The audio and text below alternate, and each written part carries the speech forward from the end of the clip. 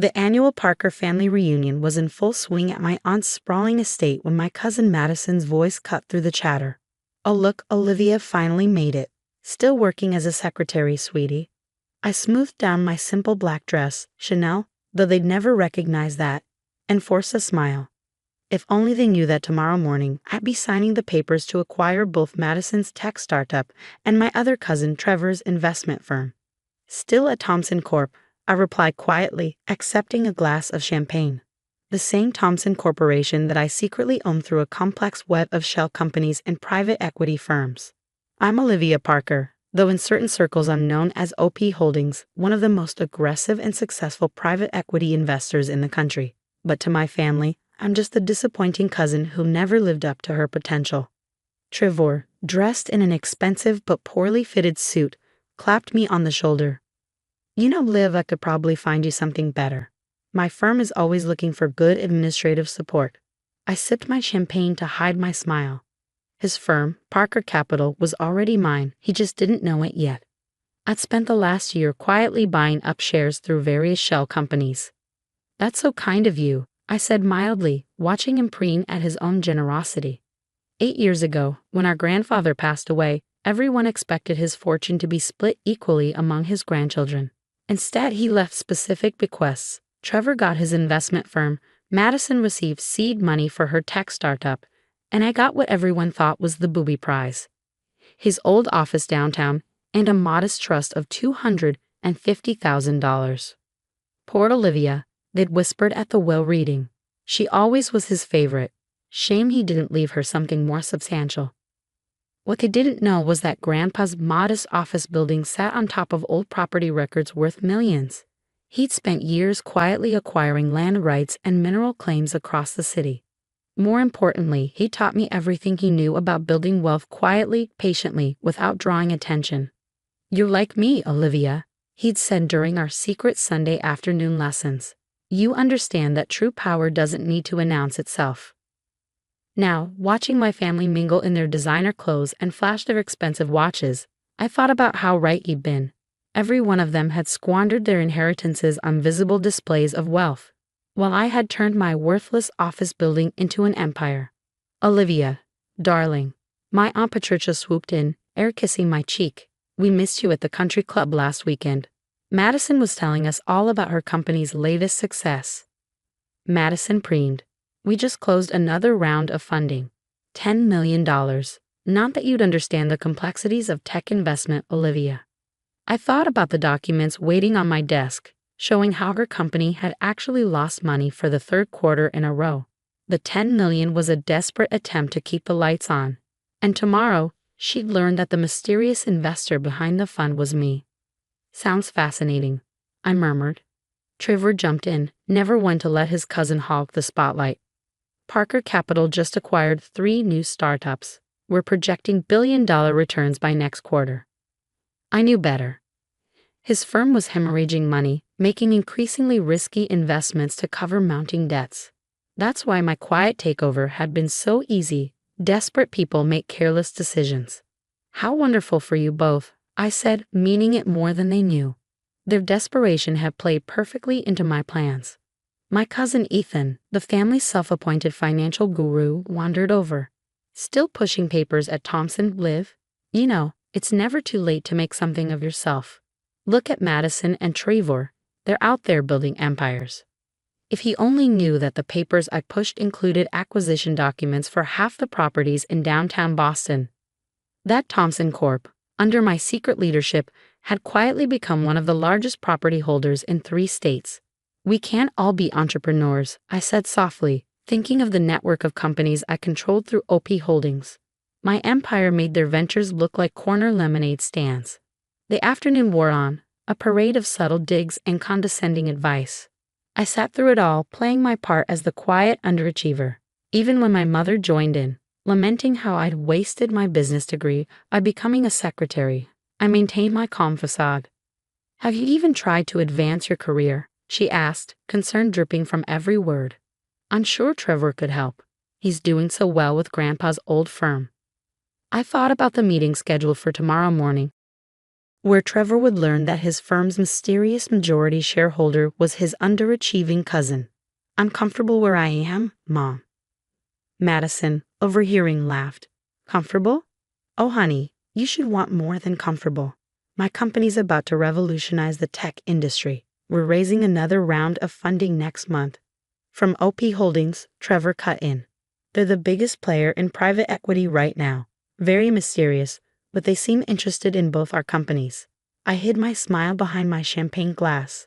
OP Holdings, my careful construction of shell companies and private trusts, had spent years building a reputation for aggressive but anonymous acquisitions.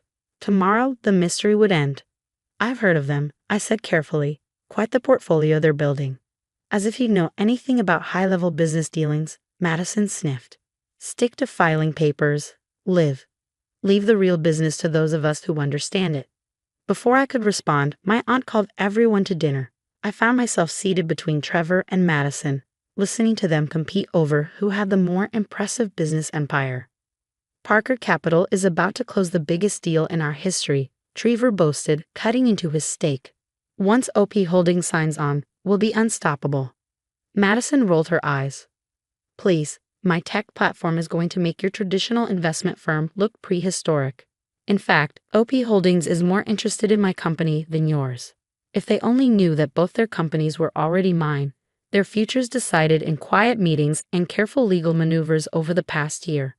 Speaking of business, my mother chimed in from across the table. "Olivia, dear, have you thought about taking some night classes? Maybe get an MBA. It's not too late to start a real career." I thought about my real office, the one no one in my family had ever seen, with its view of the city skyline and the wall of acquisitions that had built my fortune. "I'm fine where I am, Mom." "That's the problem with you, Liv," Trevor said, shaking his head. "No ambition. No drive. Grandpa would be so disappointed." I touched the small key I wore on a chain around my neck, the key to Grandpa's old office, where I'd started building my empire. "I think Grandpa understood me better than you know." The conversation shifted to the latest family gossip, but I caught bits and pieces of Trevor and Madison's worried whispers. Both were counting on tomorrow's meeting with OP Holdings to save their struggling companies. Neither suspected that their savior in their downfall would be the cousin they'd spent years underestimating. As the evening wound down, I made my excuses to leave early. "Big day at work tomorrow," I said, prompting more condescending smiles. "Don't work too hard filing those papers," Madison called after me, laughing at her own joke. In my car, a modest Audi that concealed its armored exterior, I called my assistant. "Is everything ready for tomorrow?" "Yes, Ms. Parker. The contracts are prepared and the board members have been notified. Your cousin's companies won't know what hit them." I drove home to my penthouse apartment, decorated not with showy artwork like Madison's place or pretentious antiques like Trevor's, but with the simple elegance Grandpa had taught me to appreciate. In my home office, I reviewed the documents one last time. Tomorrow, OP Holdings would reveal its true identity, and my family would learn that their underachieving cousin had built something far greater than they could imagine. I picked up the photo on my desk, the last one taken of Grandpa and me in his office. He was smiling that knowing smile of his, the one that said he saw something in me that others missed. "The best success," he used to say, "is the kind they never see coming until it's too late." Tomorrow, my family would understand exactly what he meant. The morning after the reunion, I arrived at the Thompson Corp headquarters early, not in my usual secretary attire, but in a custom-made power suit that cost more than Madison's car. My assistant, Sarah, met me in the private elevator. "Both your cousins are already here," she reported, a slight smile playing on her lips. "Madison's been asking for coffee every 10 minutes, and Trevor's pacing the conference room like a caged animal." "Nervous habits," I observed. "They know their companies are in trouble. They just don't know how much." The conference room occupied the entire top floor, with floor-to-ceiling windows offering a panoramic view of the city. Trevor and Madison sat on opposite sides of the massive table, both trying to look confident and failing. Their lawyers flanked them, looking considerably more concerned. "What's she doing here?" Madison demanded when I walked in. "This is a private meeting with OP Holdings." Trevor nodded. "Olivia, I know you mean well, but this is far beyond your understanding. Why don't you get us some coffee while we wait for the real executives? I set my briefcase on the table, enjoying the moment. Actually, I think you'll find I understand the situation perfectly. Sarah began distributing folders to everyone in the room. Ladies and gentlemen, please review the documents before you. You'll find complete documentation of OP Holdings' ownership of both Parker Capital and Madison Tech, along with the proposed merger terms. The color drained from Trevor's face as he read. Madison's hands began to shake. This has to be a mistake, she whispered. OP Holdings is, your Olivia Parker, I finished for her, taking my seat at the head of the table. Founder and CEO of OP Holdings, majority shareholder of Thomson Corp., and as of this morning, the new owner of both your companies. Trevor slammed his hand on the table. This is impossible. You're a secretary. No, I corrected him. I let you believe I was a secretary. Just like I let you believe Grandpa's old office building was worthless. Just like I let you both think your companies were still yours to control. But my tech platform, Madison stammered, has been losing money for 3 quarters straight, I finished. The only reason you got that last round of funding was because I arranged it through one of my subsidiary investment firms. Trevor was frantically flipping through the documents. Parker Capital, my father's company, has been mine for months, I said quietly. Those risky investments you've been making to cover your losses. I've been buying up the debt, positioning myself for this moment. My mother burst into the room, followed by several other family members, clearly summoned by panicked texts from Trevor and Madison. What's going on? Why are Trevor and Madison saying something about Olivia and OP Holdings? Perfect timing, I said, standing up. Sarah, please show them the presentation.